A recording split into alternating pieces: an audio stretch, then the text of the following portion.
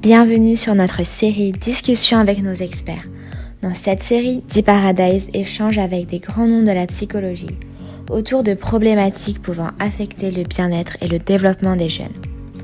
Avec leur expertise, ils nous éclairent sur ces phénomènes et nous donnent leurs précieuses analyses pour mieux comprendre et gérer ces difficultés. Pour ce deuxième épisode, nous avons l'honneur de recevoir Maximilien Bachelard, docteur en psychologie et psychothérapeute, et également parrain de l'association D-Paradise, pour échanger autour du thème de la relation perverse.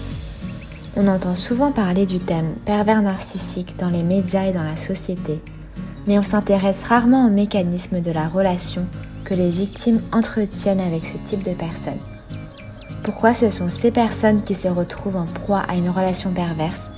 Quelles sont les conséquences psychologiques sur les victimes et comment se sortir de ce type de relation? Voici les questions auxquelles le docteur répond dans cet épisode. Ce qu'on appelle communément un pervers narcissique, comment le nommeriez-vous et que pensez-vous du terme pervers narcissique? Alors, pour commencer, moi, je vais essayer de prendre un peu le contre-pied de ce qui peut être dit habituellement, parce qu'il y a beaucoup d'informations autour de ce terme de pervers narcissique qu'on entend tellement partout qu'à un moment donné, ça pose un peu la question de savoir justement qu'est-ce que c'est, qu'est-ce qu'on en fait, comment ça se fait qu'il y en aurait à ce point-là partout. Donc, il y a plusieurs définitions à donner. Moi, aujourd'hui, je vais essayer d'expliquer un peu ce qui se passe, surtout dans une relation qu'on pourra avoir avec quelqu'un qui, entre guillemets, serait pervers narcissique. Je vais essayer de parler un peu des mécanismes. L'idée, déjà générale, quand on est apparemment en prise avec quelqu'un qui serait pervers, c'est qu'il ne reconnaîtrait pas qu'il met l'autre en difficulté. Euh, Ce qu'on voit dans une relation de ce type-là, c'est qu'il y aurait une personne qui aurait le dessus sur l'autre. Et il y aurait notamment des difficultés à pouvoir communiquer de manière claire et de manière simple. C'est plus souvent les femmes qui se disent victimes de pervers narcissiques que l'inverse, même si l'inverse s'entend de plus en plus. Dans ce genre de relation, les gens qui se sentent victimes disent qu'en face, la communication est paradoxale. On dit des choses et puis on dit l'inverse. Il y aurait aussi ce que moi j'appelle du négationnisme de l'histoire, c'est dire je n'ai jamais dit ça. Je sais également jouer avec les sentiments de l'autre. Donc les personnes qui se disent victimes se sentent finalement décrédibilisées dans ce qu'elles ressentent. Elles peuvent relever des mensonges très régulièrement qui sont nommés par la personne, des messages qui sont flous, des attentes qui sont pas claires de la personne en face qui parfois joue au chat et à la souris, est perpétuellement insatisfaite. Et puis on peut avoir des propos assez dévalorisants. Et donc la victime je dis à chaque fois la victime entre guillemets parce que pour moi, ça semble un peu compliqué de pouvoir simplement voir quelqu'un qui serait méchant et quelqu'un qui subirait. Mais tout ce qu'on peut dire dans cette histoire de perversion narcissique, c'est qu'il y a une notion d'emprise qui est importante. La personne qui se dit victime a justement par définition du mal à partir de quelque chose qui lui fait du mal. Donc il faut aussi imaginer que dans cette histoire de relation, il n'y a pas que du mauvais. Et c'est bien ça qui met en difficulté ces personnes pour pouvoir partir, c'est qu'il y a des bons moments et puis il y a des moments qui nous mettraient au bord de vouloir quitter cette relation. Donc, comme dit l'expression, ça souffle un peu le chaud et le froid. Et je pense que ça catégorise assez bien ce qu'on peut nommer comme apparemment pervers. Voilà.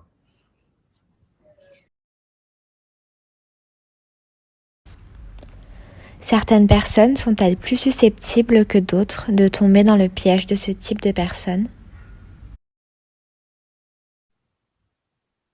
Alors, évidemment, c'est une problématique qui va toucher certaines personnes et pas d'autres. Alors, déjà, quand on dit pervers, ça signifie manipulateur, mais d'une certaine manière, quand on est en relation avec quelqu'un, quand on communique avec quelqu'un, on a toujours un fond de manipulation minimum. On aime que les gens soient d'accord avec nous. Maintenant, quand on est dans une relation qui serait, euh, qui serait notamment perverse, euh, oui, il y a certains profils de personnes et plus souvent des femmes qui seraient à même de tomber dans ce type de relation. Quel type de femme? Eh bien, précisément, alors ça peut être des hommes également, mais précisément les femmes qui auraient cette tendance à vouloir s'adapter à l'autre, en fait. Notamment des personnes qui ont appris à prendre sur elles, à combler les difficultés de l'autre, à vouloir l'aider, à vouloir le protéger, à vouloir faire le bien. Donc forcément, on va dire que c'est une pierre d'achoppement, on va dire que c'est une sensibilité. Moi, j'ai souvent tendance à me dire que dans ce genre de relation, donc on va prendre classiquement le stéréotype qu'on a. Un homme est très séducteur, il souffle le chaud et le froid. En fait, il va jeter un filet et tous les poissons vont pas rester dans le filet. Et les poissons qui vont rester dans le filet sont souvent des personnes qui ont besoin d'obtenir l'approbation de quelqu'un qui semble avoir un statut social important ou qui semble avoir une forme de confiance en lui qui donne envie, en fait, d'être emporté par lui. Donc, moins on est au clair avec ses besoins, moins on est au clair avec son identité, plus on a besoin d'approbation, plus on risque finalement de rentrer dans cette forme de dépendance à quelqu'un qui nous ferait du mal. Donc j'ai envie de dire, c'est toujours important pour moi, intellectuellement, mais d'être honnête et de se dire que s'il y a des pervers narcissiques, c'est qu'il y a des personnes qui répondent très bien en miroir à ce schéma-là, un petit peu à la manière d'un puzzle. S'il y a une pièce qui existe, c'est qu'elle s'emboîte forcément dans une autre pièce qui lui donne, comment dire, la complémentarité, en fait. Voilà. Pour résumer, le manque d'estime de soi et le manque de confiance en soi nous rendent donc fragiles face à ces personnes. Oui, parce que finalement, j'ai envie de dire, quand on a confiance en soi, bon, on va imaginer quelqu'un qui aurait complètement confiance en lui, il n'aurait pas besoin de chercher l'approbation, en fait. Avoir vraiment confiance en soi, c'est quand même assez compliqué. On a tous des zones de doute. Parfois, on a besoin d'avoir l'avis des gens. Mais c'est sûr que quand frénétiquement, on a besoin d'avoir l'avis du public, quand pour chaque décision, on a besoin d'avoir l'approbation, si on a été face à quelqu'un que l'on admire, qui semble avoir réussi dans sa vie, eh bien, on est plus à même finalement de tomber dans ces filets et à ne pas respecter finalement le besoin qu'on aurait d'être bien traité. Donc c'est bien ça qui agit la plupart du temps. Les personnes qui sont dans ce genre de relation vous diront je sais que ce qu'il me dit me fait du mal, mais en même temps vient m'apporter un guide, un support, vient me rassurer sur les choix que j'ai faits. Voilà. Est-ce que lorsqu'on est jeune, on est d'autant plus fragile face à ce type de personnes, étant donné qu'on construit son identité? Alors, la question de la jeunesse, elle est importante parce qu'évidemment, quand on a 15, 18, 20 ans, 25 ans, on n'a pas encore connu suffisamment de choses, on n'a pas suffisamment d'expérience pour se dire, bah, je vais arrêter de demander l'avis des gens et je vais faire ce que je veux. Donc oui, évidemment, c'est un facteur de vulnérabilité. Maintenant, on peut très bien imaginer qu'à 40 ou 50 ans, on soit encore dans un besoin d'approbation et qu'on n'ait pas encore toute la confiance du monde. L'âge va pas forcément donner de la confiance à une personne.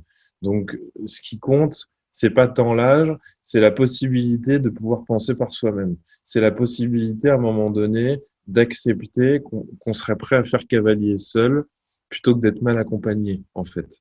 Donc, je crois que c'est cette capacité-là qui est importante. Donc, quand quelqu'un a la possibilité de se dire, bah, je préfère me débrouiller par moi-même, j'ai une somme de bons moments avec cette personne, mais en même temps, elle me dévalorise parfois publiquement. Elle appuie exactement là où ça fait mal. Ça fait 3 fois qu'on s'engueule dans la semaine. Je me suis fait insulter. Et en même temps, on m'a offert des fleurs 1 heure après.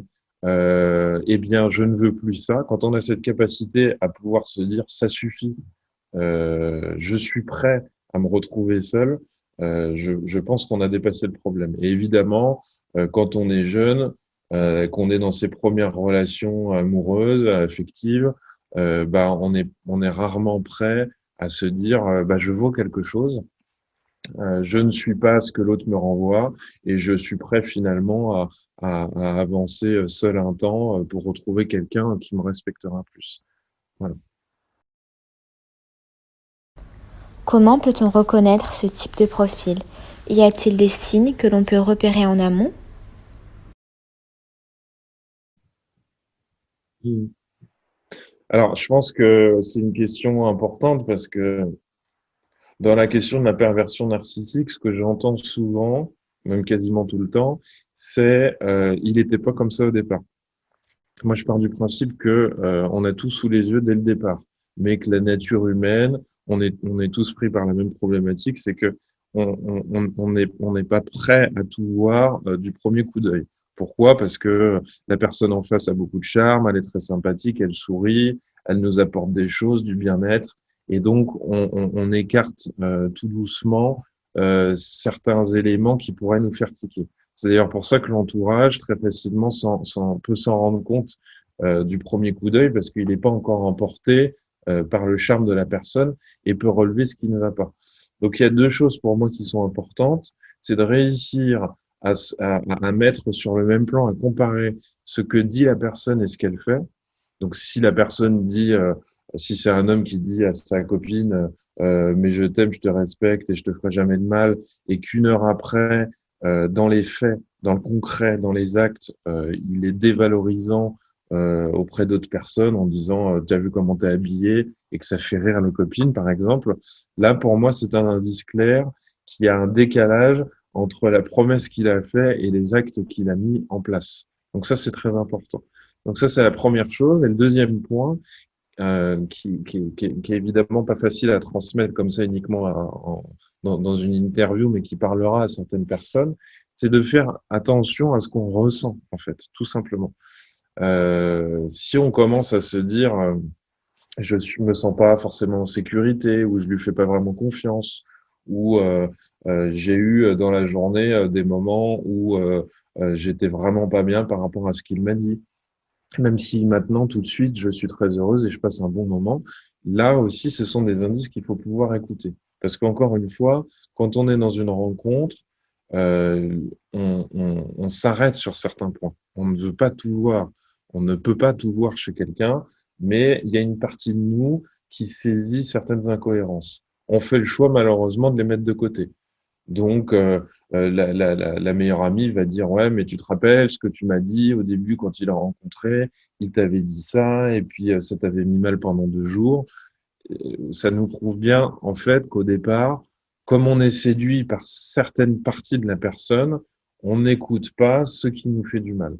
Donc, s'écouter soi-même, écouter ses émotions est fondamental parce que ça reste des indicateurs de ce qu'on n'a peut-être pas envie de voir dès le départ.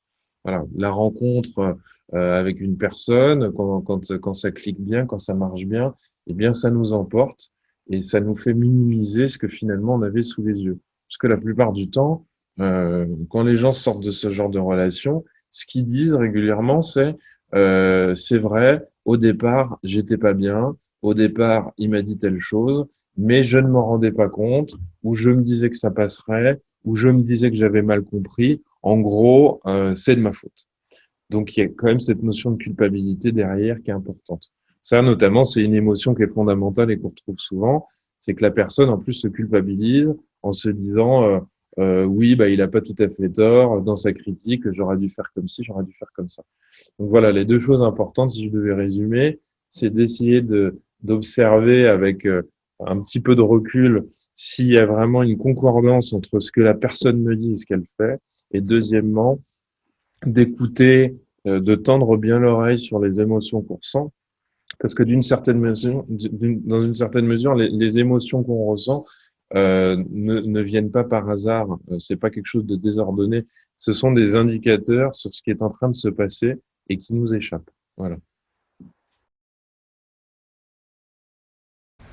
Quelles sont les conséquences psychologiques sur la victime?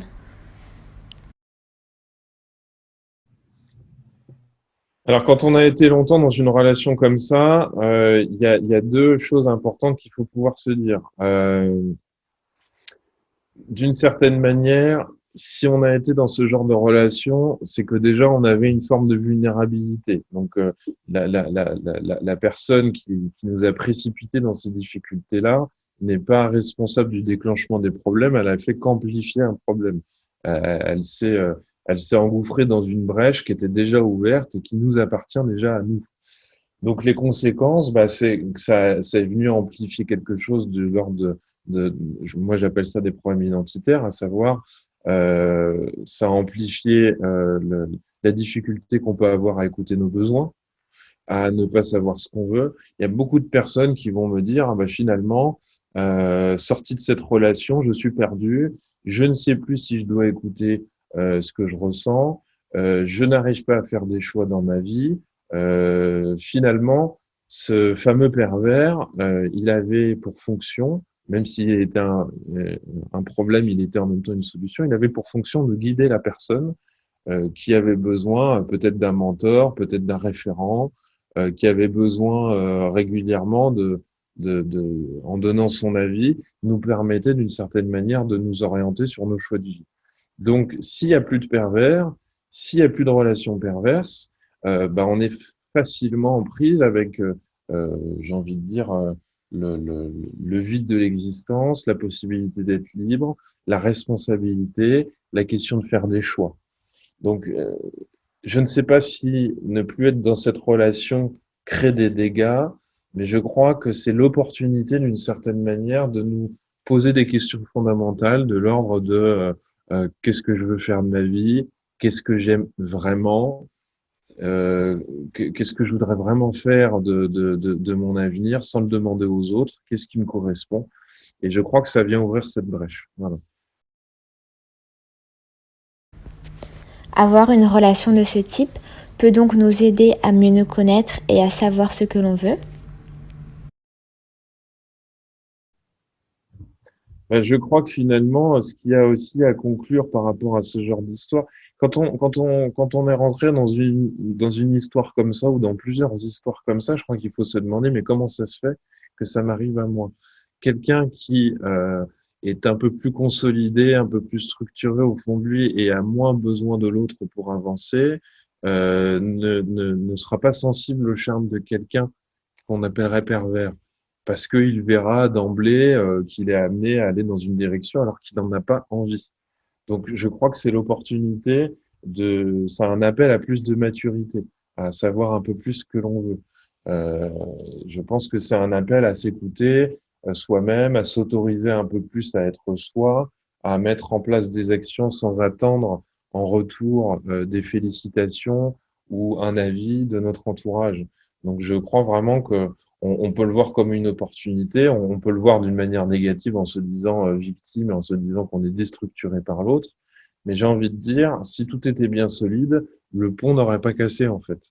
Donc je crois que c'est l'opportunité de se reconstruire ou de se construire une bonne fois pour toutes pour ne plus être sensible au charme de quelqu'un qui viendrait d'une certaine manière euh, conduire notre vie puisqu'on aurait peur des conséquences que ça aurait d'en être responsable.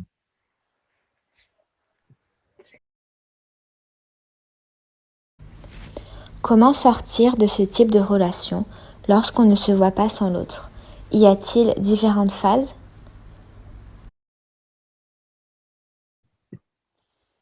Alors ça, c'est une question qui est importante parce que d'une certaine manière, ça rejoint la question du changement en psychothérapie. C'est-à-dire que euh, assez souvent, les gens savent qu'il faut que ça change, mais c'est pas pour autant qu'ils arrivent à changer. Moi, je pars d'un principe assez basique pour l'être humain et qui est qu'on ne peut pas changer les gens, mais il faut qu'ils aient envie de changer par eux-mêmes. S'ils ont envie de changer, ils peuvent aller voir notamment un psy ou ils peuvent écouter leur entourage et se mettre en action. Mais il faut qu'ils aient envie de changer un minimum. Il faut qu'ils en aient marre. Et d'une certaine manière, dans une relation comme ça, tant qu'on n'en a parfois pas assez souffert, on a l'illusion de contrôler où on a l'illusion qu'on va réussir à changer pour convenir à la personne qui serait perverse en face de nous pour qu'enfin il n'y ait plus de problème. On a aussi l'illusion qu'on arrivera à le faire changer. Tant qu'on est dans ces illusions-là, tant qu'on se dit oui, mais finalement je le mérite, il n'a pas tout à fait tort. Tant que on n'en a pas marre de tout ça, tant qu'on a des attentes de changement de la personne en face de nous, ça continuera et ça continuera. Donc la première étape, je crois que ce serait finalement de lâcher prise un petit peu sur les attentes qu'on a par rapport à l'autre et de s'intéresser un peu à ce qu'on pourrait s'apporter soi-même. À partir de ce moment-là, et quand on a réussi à dépasser l'idée euh, qu'il y aura peut-être une période de solitude, une période de rupture de lien avec cette personne qui nous fait plus de mal que de bien, quand on arrivera à cette étape-là, on va pouvoir avancer. Donc, évidemment, c'est pas parce que l'entourage nous dit que ça va pas qu'on va pouvoir changer. Il faut qu'on arrive d'une certaine manière mécaniquement à un trop-plein. Comme dirait l'expression, il faut en avoir marre d'en avoir marre et de se dire, bah, franchement, j'en peux tellement plus que je préférerais qu'on me foute la paix et je suis prêt à me retrouver seul sans l'autre. Euh, Tant qu'on continue à nourrir le secret espoir du changement chez l'autre, ou tant qu'on continue à croire que ces critiques sont fondées, tant que ça viendra faire écho finalement à notre manque d'estime de soi, malheureusement, on continue à être enfermé dans cette mécanique. Donc le point de départ, c'est finalement l'envie de changement d'une personne qui est prête à partir à l'aventure avec une forme d'incertitude dans quelque chose d'autre. Parce que finalement, il faut quand même pas l'oublier, quand on est avec quelqu'un, on a partagé de l'intimité, même si on souffre, on sait à quoi s'en tenir, il y a quelque chose de rassurant. Donc on peut aussi entendre derrière en filigrane que euh, si on a peur de retrouver personne d'autre, si on se dit qu'on vaut pas grand-chose, tant qu'on continue à avoir ces croyances infondées bien ancrées en nous, bah, on a encore moins de force pour partir. D'où l'idée, selon moi, que oui, on doit être suffisamment solide parce que on court le risque finalement d'attendre que quelqu'un d'autre nous fasse passer à autre chose. Donc ça, c'est pour moi l'image du singe qui passe de branche en branche. Si on attend qu'un autre homme, si on imagine que c'est une femme qui est en prise dans ce genre d'histoire, si on attend qu'un autre homme vienne nous chercher, on risque encore une fois de plus d'être pris dans une relation qui va venir se compléter avec nos manques.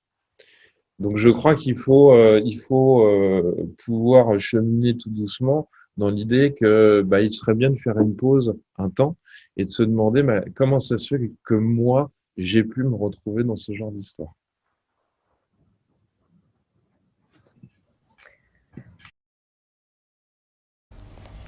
Quand on se rend compte qu'un proche est dans une relation de ce type, est-ce qu'il y a des choses que l'on peut faire ou que l'on peut dire pour l'aider à se sortir de sa relation? Bah, alors, cette question, elle est importante parce que souvent on me la pose. Qu'est-ce que je peux faire pour aider l'autre? Il y a des paradoxes dans cette histoire parce que si vous êtes dans une histoire d'emprise, si on fait le parallèle avec une secte, il y a une forme de bulle qui se forme. C'est-à-dire que la personne qui vous a fait rentrer dans cette bulle, elle vous fait comprendre la plupart du temps que votre entourage est mauvais pour vous. Et donc, cette personne perverse vous fait comprendre, elle se met en position de phare dans le brouillard et elle prend la place de la personne de référence. La personne qui est en prise dans cette relation, qui est délétère pour elle, elle lui donne aussi en retour cette place comment dire, de mentor. Donc, plus l'entourage va être amené à dire oui, mais c'est quelqu'un de pervers, il n'est pas bon pour toi, plus vous risquez de perdre votre lien avec cette personne qui souffre. Donc, on est pris dans ce paradoxe-là. Donc, ça, c'est un premier point. À mesure qu'on essaye d'ouvrir les yeux de quelqu'un, on risque de perdre ce lien qu'on a avec lui. On peut entendre des phrases du genre oui, mais en fait, t'es jalouse.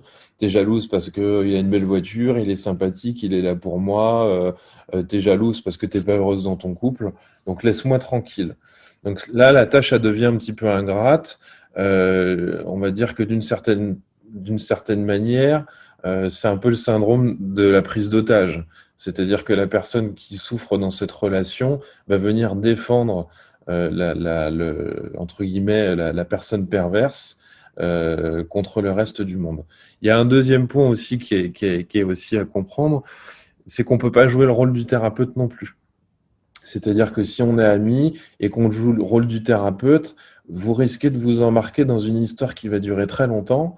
Vous risquez en tant qu'ami ou en tant que parent de vous retrouver dans cette tâche ingrate, de voir finalement cette personne sous emprise, être d'accord avec vous un jour, et puis finalement oublier tout ce que vous avez dit le lendemain. C'est-à-dire que plus on a d'attente de changement envers quelqu'un, plus on peut parfois susciter son inertie. Donc j'aurais tendance à dire, et c'est peut-être un peu dur à entendre, que quand quelqu'un est dans une relation comme ça, il faut rester dans le lien amical ou familial habituel et peut-être laisser la personne en avoir marre et peut-être ne pas encourager les discussions interminables. Parce qu'on a tous autour de nous des gens qui vont mal depuis 5, 10 ou 15 ans avec quelqu'un qui serait pervers et qui continue à nous raconter ses souffrances et puis ça ne mène à rien. Donc j'aurais envie de dire, peut-être qu'il faudrait pouvoir s'autoriser à préserver ce lien qu'on a avec la personne, de ne pas l'entacher de ces discussions qui tournent en rond sur oui, mais tu te rends compte, il est méchant avec moi, parce que ça vient déclencher de l'agressivité la plupart du temps de celui qui fait partie de l'entourage.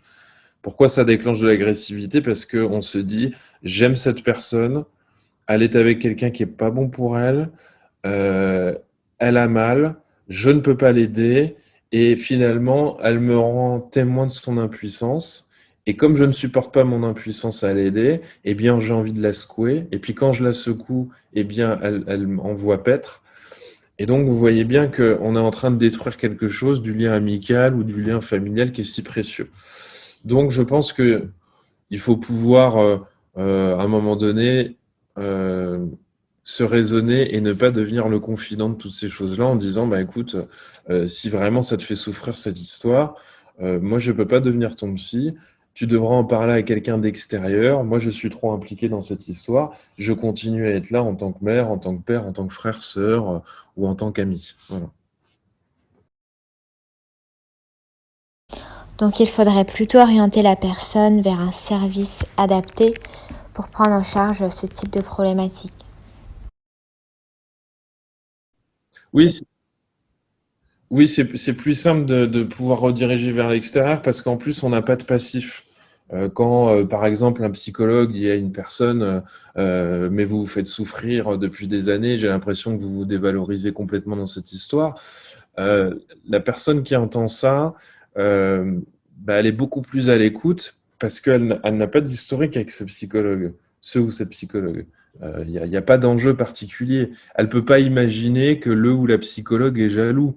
Elle ne peut pas imaginer que le ou la psychologue s'est fait une image tronquée du conjoint euh, parce que finalement, c'est une première rencontre assez objective et on va dire, là, on vient faire jouer un facteur qui est très important, c'est que le ou la psychologue n'a pas d'enjeu à faire aller le patient à droite ou à gauche. Donc, je crois qu'il faut vraiment se saisir de cette opportunité et peut-être, d'une certaine manière, encore une fois, protéger la relation qu'on a. Parce que quand on commence à devenir frère, sœur, mère, oncle ou ami et en même temps thérapeute, on risque d'être dépassé très rapidement par des enjeux compliqués. On risque d'être l'objet d'une forme d'agressivité. On peut déclencher de la culpabilité chez la personne qui est dans cette relation qui peut se dire oui bah finalement c'est de ma faute, je tombe toujours sur les mêmes genres de personnes, c'est ce que me dit ma sœur tous les jours. C'est pas forcément ce que la sœur a dit, mais c'est ce que la personne victime peut ressentir.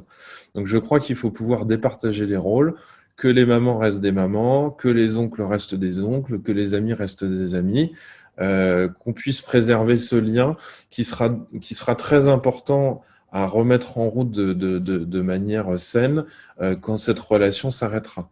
Parce que j'ai envie de dire, le psychologue fait pas tout et l'entourage d'une personne est très important.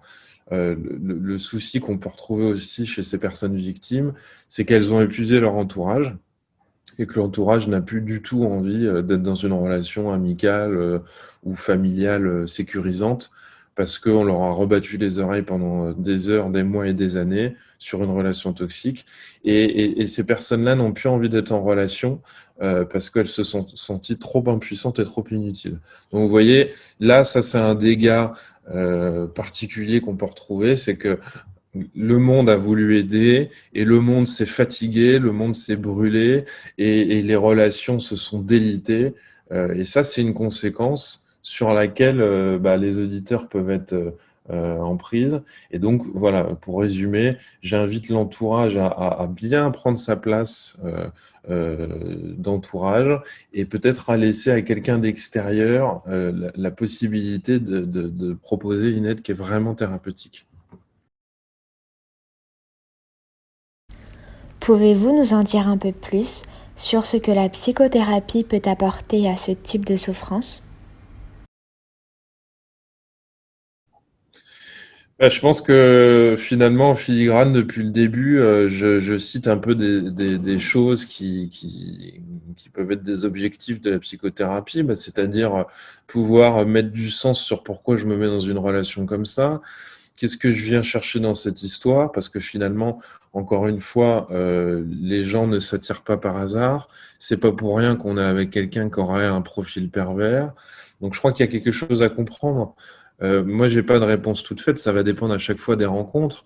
Mais parfois, quand on n'a pas eu l'occasion d'être élevé pour devenir un adulte indépendant, autonome et heureux avec soi, on peut aller vers quelqu'un qui est pervers. Donc ça, il faut pouvoir le comprendre, il faut pouvoir le décomposer dans un suivi, il faut pouvoir refaire un peu l'histoire pour d'une certaine manière pouvoir s'en écarter, ne pas pouvoir rejouer cette histoire de manière cyclique et sans fin, de manière chronique.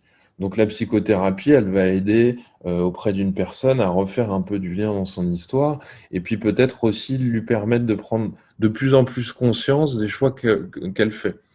Donc je pense que vraiment le but de la psychothérapie, c'est d'essayer alors évidemment d'une certaine manière de comprendre ce qui nous arrive, de mettre du sens, mais également de ne pas retomber régulièrement dans les mêmes types de pièges.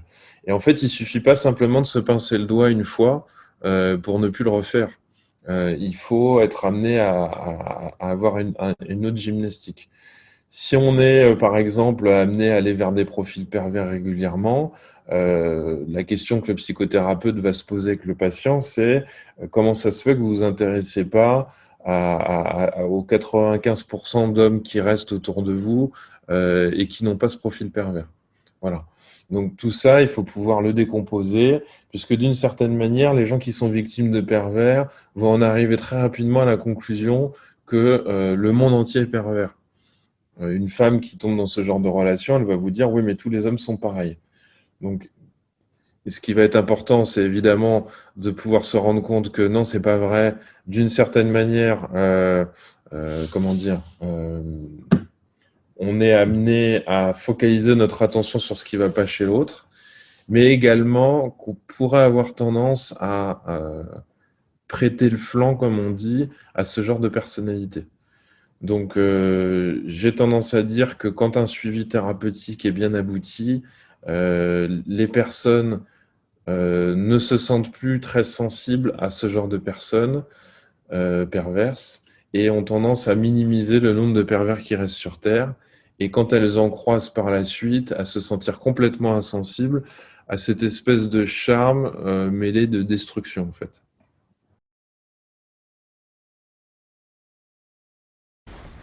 Beaucoup de personnes en prise dans une relation perverse trouvent des excuses à l'autre. Que pouvez-vous dire là-dessus? Je pense que oui, alors parfois on se dit ces victimes-là sont trop empathiques. Moi, je trouve que c'est pas comme ça qu'il faudrait voir les choses. Je crois qu'on peut avoir de l'empathie sans forcément verser dans un syndrome qui touche beaucoup ces victimes-là, c'est-à-dire le syndrome du sauveur, en fait. Tout simplement, beaucoup de ces personnes-là, et c'est plus souvent des femmes qui vont me parler de relations avec un pervers, même si encore une fois, il y a des hommes qui vont tomber là-dedans. Quand on est amené à chercher des excuses tout le temps, c'est que d'une certaine manière, on se conforme un peu comme une maman ou un peu comme une infirmière ou un peu comme un thérapeute qui sortirait un petit peu des clous. C'est-à-dire que, euh, en fait, on veut aider quelqu'un qui va mal. Et je crois que ça, c'est un point sur lequel les gens doivent travailler, notamment en thérapie, c'est d'essayer, d'une certaine manière, de se rendre compte que bah, elles valent mieux que ça, qu'elles ne sont pas obligées de s'embarquer dans une relation avec quelqu'un qui, certes, a du charme, mais en même temps aurait des problèmes. On n'est peut-être pas obligé de les gérer pour eux, on n'est peut-être pas obligé de les subir, parce que quand je dis syndrome de l'infirmière ou de la maman, c'est sous un sens dévalorisant. C'est-à-dire qu'une maman ou une infirmière n'est pas obligée de subir les conséquences des problèmes de ses enfants ou de ses patients. Mais là, je vais dans une caricature où finalement, euh, d'une certaine manière, on a tellement peu d'estime de soi qu'on vient forcément excuser l'autre. Et j'ai envie de dire, il y a quelque chose qui est un petit peu flou entre euh, je suis avec cet homme-là et en même temps, je lui trouve plein d'excuses parce qu'il va évoluer. Est-ce que c'est vraiment le rôle finalement dans le couple? Est-ce que c'est vraiment le rôle d'une conjointe d'accompagner son homme pour qu'il puisse changer et pour qu'il apprenne à se socialiser, pour qu'il apprenne à devenir respectueux, pour qu'il apprenne à devenir honnête? Je ne pense pas. Donc, je crois qu'il y a des questions à se reposer après sur comment on considère un couple et quel est notre rôle dans un couple. Ça ne veut pas dire finalement qu'on doit trouver quelqu'un qui est parfait, qu'on doit devenir intransigeant, mais ça veut dire que peut-être on a cédé sur des comportements qu'on n'aurait pas dû accepter dès le départ et qu'on n'a pas accompagné et qu'on n'a pas à subir en fait. Donc vous voyez, on part au départ avec une optique de maman ou d'infirmière, et puis d'une certaine manière, on a accepté bien trop là où la maman et l'infirmière auraient déjà dit non et seraient déjà parties. Voilà. Est-ce que le fait de comprendre la personne peut nous aider à aller mieux?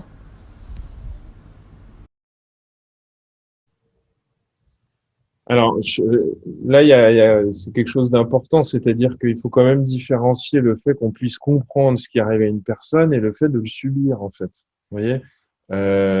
Évidemment, le problème, c'est que c'est un gouffre sans fin de vouloir donner des explications. C'est même assez morbide de vouloir faire une biographie ou de vouloir faire l'analyse de quelqu'un. Oui, les gens ont toujours des raisons, il y a toujours des explications à vos comportements. Et évidemment, ça peut être fascinant d'écouter quelqu'un pendant des heures nous expliquer, se justifier sur pourquoi il a fait ci ou ça. Maintenant, est-ce que c'est votre rôle dans un couple de vous dire j'accepterai, parce que c'est ça au fond ce qui se passe, j'accepterai tout ce que l'autre va me faire parce qu'il aura toujours une explication et moi j'aurai toujours envie de comprendre pourquoi il me fait ça. Je crois que quand on est en couple, il me semble que l'idéal de base, c'est de pouvoir se dire je n'ai pas à tout subir chez l'autre. Donc il faut quand même faire une différence entre. J'ai envie de dire, il y a quelque chose qui est à dépersonnaliser. C'est-à-dire la personne en face est désagréable, elle est détestable, elle est insultante. On peut pas lui faire confiance parce qu'elle nous trahit, voire elle nous insulte. Et puis une heure après, ça va beaucoup mieux. Bon, rien de personnel là-dedans. C'est son fonctionnement avec tout le monde. Elle a une explication, elle s'excuse. Moi, tout ce que je vois, c'est qu'elle continue à faire ça. Donc j'ai beau avoir des sentiments, d'une certaine manière, je ne me respecte pas et ça ne me convient pas. Le problème, c'est que on est dans une culture de l'excuse à partir de ce moment-là.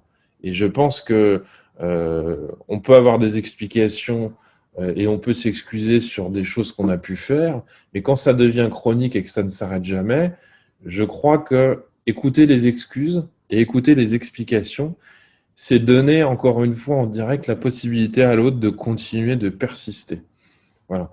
Donc quand quelqu'un, pour la troisième fois, a fait quelque chose qui nous a pas plu, mais qu'il est en train de travailler là-dessus, ça peut être raisonnable de ne pas disparaître. Mais quand ça fait 50 fois qu'il est désagréable et détestable, qu'il a bien rigolé sur nous publiquement, par exemple, et que ça a fait beaucoup de mal, et qui s'excuse parce qu'on est au moment où on va partir et qu'on va l'abandonner, je crois qu'à un moment donné, la limite, elle ne sera jamais posée par cette personne-là. C'est à vous de mettre la limite. C'est à vous de vous dire, je n'en peux plus, je suis fatigué. Un petit peu comme quand on éduque un enfant, en fait. On peut déborder de 10 minutes, un quart d'heure, mais si on déborde tous les jours de 3-4 heures, ça n'a plus de sens. Voilà.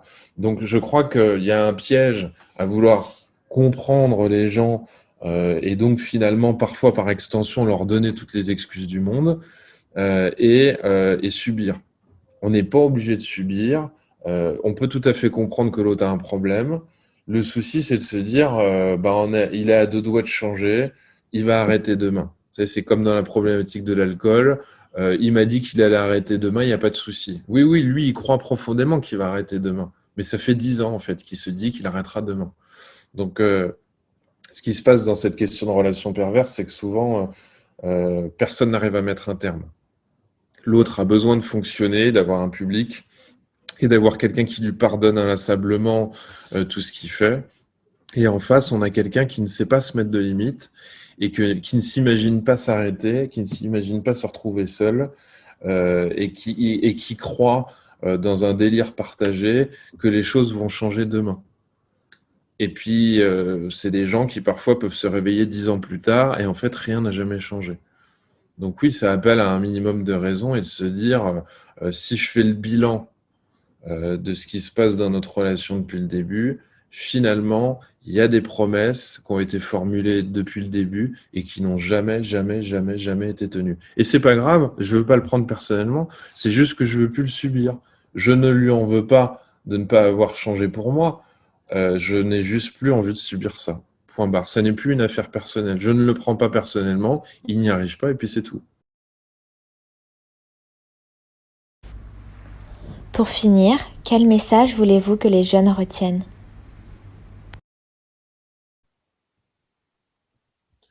J'ai envie de dire que d'une certaine manière, quand on est dans une relation qui nous apporte vraiment quelque chose, on devrait, quand on fait l'addition à la fin de la semaine, on devrait se dire que vraiment on a eu du plaisir et que vraiment on est content. On devrait quand même écouter que si on passe des heures à se plaindre ou à se poser des questions sur l'autre, c'est que il devient plus un mystère ou un problème qu'autre chose. Et ça, c'est quand même un indicateur gênant. Une relation de couple, c'est censé nous apporter du bien-être et c'est pas censé nous apporter des problèmes existentiels, des pleurs, des angoisses et des anticipations négatives toute la journée. Il est censé y avoir une forme de facilité et de plaisir d'être à deux. Donc, je pense que ça, c'est quand même important de se le dire au final. Après coup, les gens se disent, j'ai quand même passé des heures, des mois, des années à me prendre la tête et à m'interroger sur moi et être malheureux. Donc, je crois que les gens doivent observer ce truc-là. Si vous vous entendez perpétuellement dire des choses négatives chez l'autre, la question, c'est pas de se demander si vous avez raison ou tort.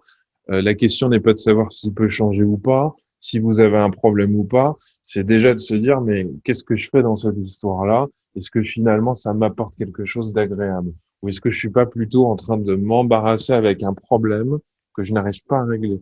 Quelque chose d'insoluble, quelque chose de mystérieux, de désagréable, alors que finalement, je suis pas censé être là pour régler un problème. Je suis censé être là pour avoir trouvé une solution pour être heureux, à savoir le couple. Merci docteur et merci à vous de nous avoir écoutés.